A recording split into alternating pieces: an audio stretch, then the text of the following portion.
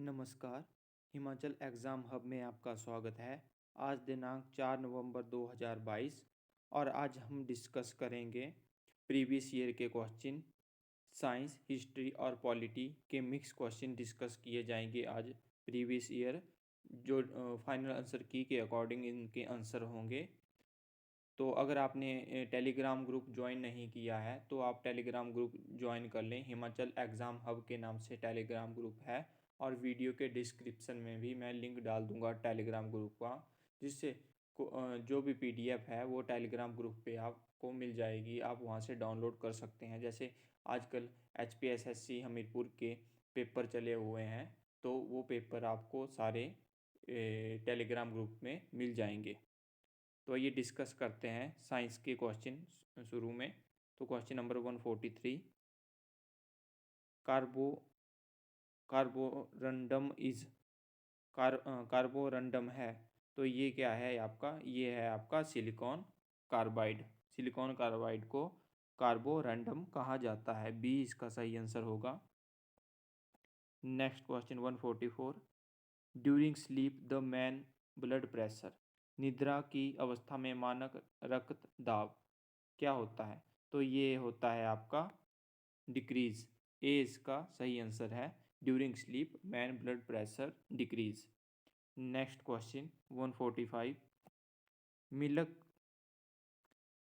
145, milk cheese and eggs are sources of which vitamin, दूध, पनीर तथा अंडा कौन से विटामिन के स्रोत हैं? तो ये स्रोत हैं आपके विटामिन ए और डी के।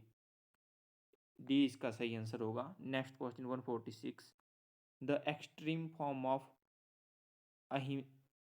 अहिंसा और non violence is practised in, अहिंसा के चरम रूप का व्यवहार खालिस्तान में है, तो ये है आपका जैनिज़्म में। सी इसका सही आंसर होगा। हम अब थोड़ा डिटेल में डिस्कस करेंगे जैनिज़्म के बारे में कि प्रीवियस ईयर पेपर में कौन कौन से इम्पोर्टेंट क्वेश्चन बनते हैं जैनिज़्म से। तो मैं आपको क्वेश्चन बताने जा रहा हूँ, तो आप या तो नोट डाउन कर लीजिए या याद रख लीजिए।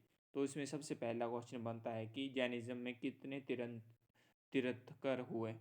तो इसमें 24 तीर्थंकर हुए। ठीक है, ये आपने याद रखना है।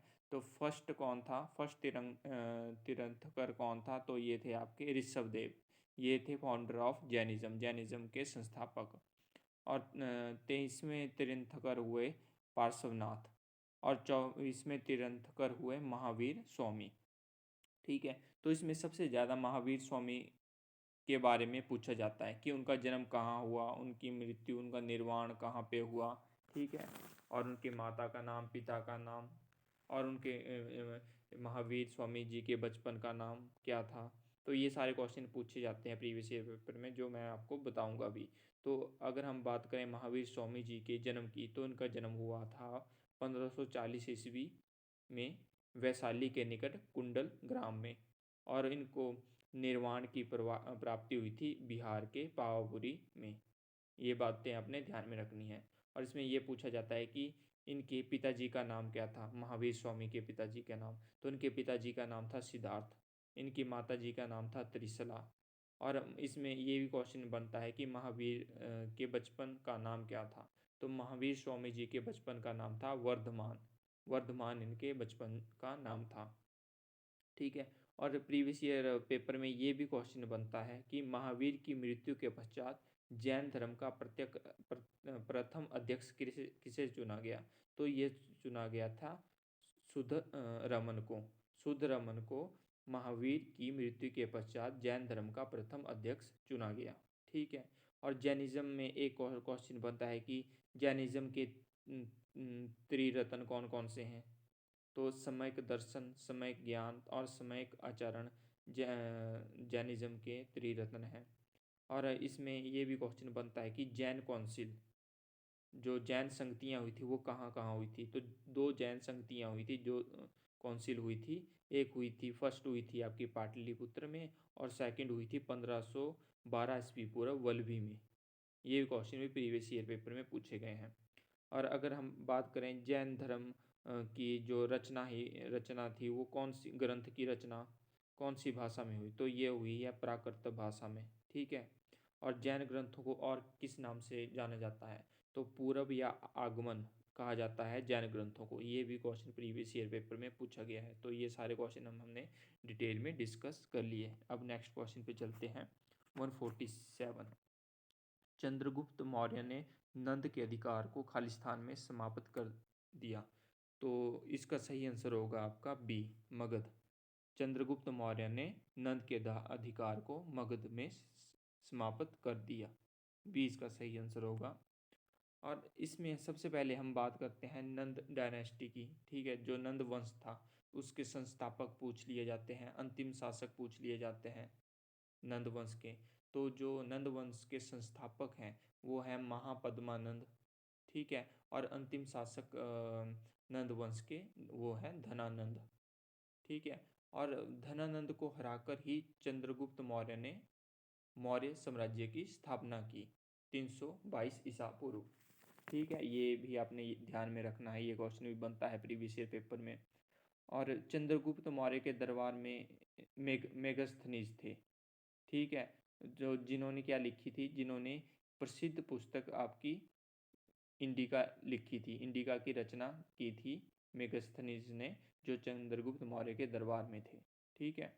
और इसमें हमने ये भी ध्यान रखना कि ये भी क्वेश्चन प्रीवियस ईयर में पूछा जाता है कि चंद्रगुप्त मौर्य ने अपने अंतिम समय में कौन सा धर्म अपना लिया था। तो इन्होंने जैनिज़्म अपना लिया था, ठीक है। और अंतिम समय में चंद्रगुप्त मौर्य ने जैनिज़्म अपना लिया और जैन सन्यासी भद्रबाहु के साथ स्वर्ण बेलगोला कर्नाटक चले गए थे। वो अपने अंतिम समय में वहीं पे इनकी मृत्यु भी हो गई थी। ये बातें आपने ध्यान में रखनी है। Next question 148, who was the last Mughal emperor to sit on the peacock throne? मयूरासन पर बैठने वाले अंतिम मुगल सम्राट थे। तो ये थे आपके सी, मोहम्मद शाह। सी इसका सही आंसर होगा फाइनल आंसर की के अकॉर्डिंग। अगर हम बात करें अब मुगल साम्राज्य की, जो मुगल साम्राज्य थे वो कौन साम्राज्य के लोग कौन थे? ये तुर्की थे। इनको तुर्की कहा जाता है मुगल साम्राज्य को। ये टर्किश थे। और अगर हम बात करें फाउंडर की, संस्थापक कौन थे मुगल साम्राज्य के? तो ये संस्थापक थे बाबर। बाबर का जन्म हुआ था आपका 24 फरवरी 1483 में फरगना में। ये क्वेश्चन भी पूछा जाता है पेपर में कि बाबर का जन्म कहाँ पे हुआ। तो इनका जन्म फरगना में हुआ 24 फरवरी 1483 में। और इनके पिता का नाम पूछ लिया जाता है पेपर में कि पिता का नाम क्या था। तो पिता का नाम था उमर शेख मिर्जा और माता का नाम था कुतलुग निगार खानम। ये इनकी माता का नाम था, ठीक है। और बाबर ने 4 फेमस लड़ाइयाँ लड़ी थी। उन लड़ाइयों के बारे में, बैटल्स के बारे में पूछा जाता है कि जो बाबर ने पानीपत का प्रथम युद्ध लड़ा था, वो लड़ा था 1526 में। किसके विरुद्ध लड़ा था? तो वो लड़ा था इब्राहिम लोदी के विरुद्ध। और उसी को, इब्राहिम लोदी को ही हराकर उन्होंने मुगल साम्राज्य की स्थापना की थी भारत में। और इसके बाद उन्होंने बैटल ऑफ खानवा लड़ी 1527 ईस्वी में। वो लड़ी राणा सांगा के विरुद्ध। इसमें राणा सांगा को बाबर ने हरा दिया था। आगे लड़ी इन्होंने बैटल ऑफ चंदेरी 1528 में मेदिनी राय के विरुद्ध बाबर ने। और उन्होंने मेदिनी राय को भी पराजित कर दिया था बैटल ऑफ चंदेरी में, जो लड़ी गई थी 1528 ईस्वी ईसा पूर्व।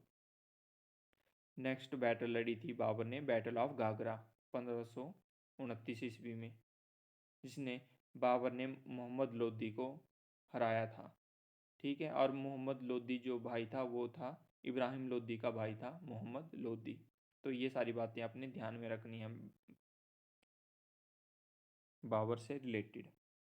नेक्स्ट क्वेश्चन 149, अलबुर्क ने खालिस्तान के शासक से गोवा का अधिग्रहण किया। Albuquerque captured Goa from the ruler of. तो ये कैप्चर किया था बीजापुर के शासक से। 149 का ए सही आंसर होगा।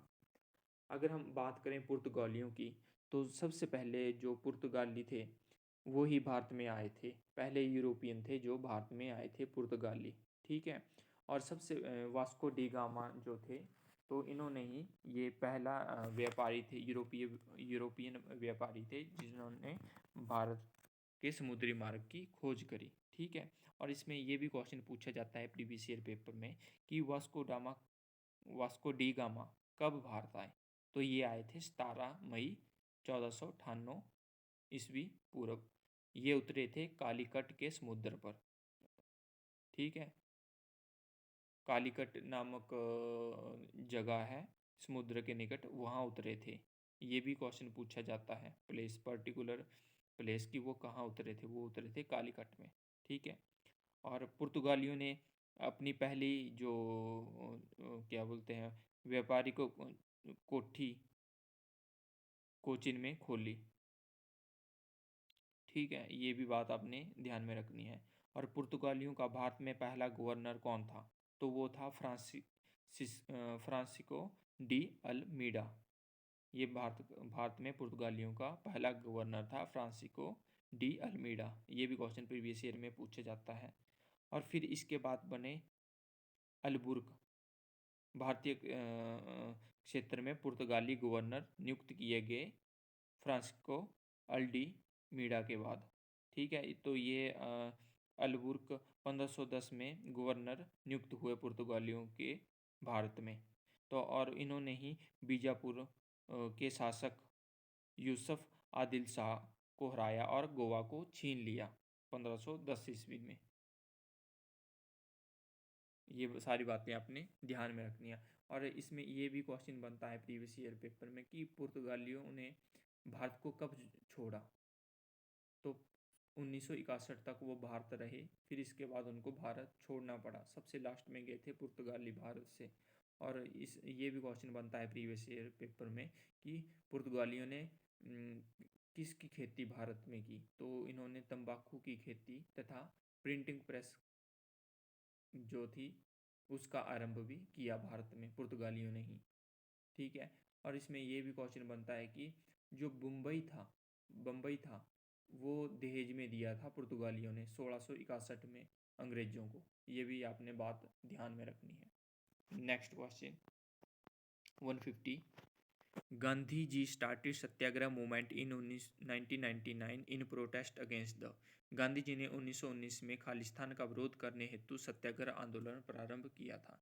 तो ये किया था रॉलेट एक्ट के विरुद्ध, इनएक्टमेंट ऑफ रॉलेट एक्ट। सी इसका सही आंसर होगा। अगर हम इसमें बात करें महात्मा गांधी जी के बारे में, थोड़ा उनसे उनके जीवन से रिलेटेड, जैसे जो भी प्रीवियस ईयर पेपर में क्वेश्चन बनते हैं उसी हिसाब से मैं आपको बता रहा हूँ। जैसे गांधी जी का जन्म कब हुआ, तो इनका जन्म 2 अक्टूबर 1800 2 अक्टूबर 1869 में गुजरात के पोरबंदर नामक स्थान पे इनका जन्म हुआ। ये आपने ध्यान में रखना है। इनकी माता जी का नाम पुतलीबाई था, पिता करमचंद गांधी और पत्नी का नाम इनका कस्तूरबा गांधी था। ये बात आपने ध्यान में रखनी है। और इनकी जो जन्म तिथि है 2 अक्टूबर, तो इसी दिन को अहिंसा दिवस के रूप में मनाया जाता है भारत में। और जो इनकी मृत्यु तिथि है 30 जनवरी 1948, जब इनको नाथूराम गोडसे ने गोली मार दी थी।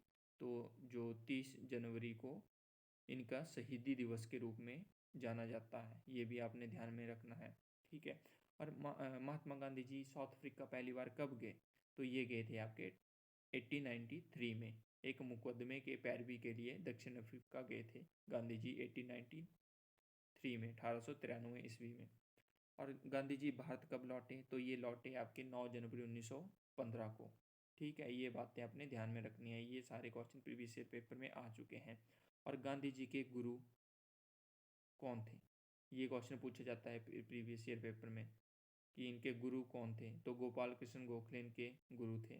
ठीक है। और गांधी जी किससे प्रभावित थे, तो ये प्रभावित थे लियो टॉस से प्रभावित थे। ठीक है। और गांधी जी ने 1906 में दक्षिण अफ्रीका में ही सत्याग्रह का पहला प्रयोग किया था। ये भी पूछा जाता है पेपर में कि गांधी जी ने सबसे पहले सत्याग्रह का अपना पहला प्रयोग कहाँ किया था, तो ये किया था दक्षिण अफ्रीका में 1906 में। तो ये बात भी आपने ध्यान में रखनी है गांधी जी से रिलेटेड। और गांधी जी को केसरे हिंद की उपाधि दी गई थी। तो ये उपाधि दी गई थी आपकी 1915 में, और 1919 में गांधी जी ने ये उपाधि वापस कर दी थी केसरे हिंद की, क्योंकि 1919 में क्या हुआ था, जलियांवाला बाग हत्याकांड हुआ था। और आपको ये भी पता होना चाहिए कि जलियांवाला बाग हत्याकांड कब हुआ था। तो ये हुआ था 13 अप्रैल 1919 में जलियांवाला बाग हत्याकांड हुआ था, जब जनरल डायर ने गोलियां चला दी थी अमृतसर में। तो ये सारी बातें आपको ध्यान में रखनी है। Next question 151, the first Indian council act was passed in. प्रथम भारतीय परिषद अधिनियम खालिस्तान में पारित हुआ। तो यह पारित हुआ 1861 में। सी इसका सही आंसर होगा। Next question 152, the president can make laws through ordinances. राष्ट्रपति अध्यादेश से कानून बना सकते हैं।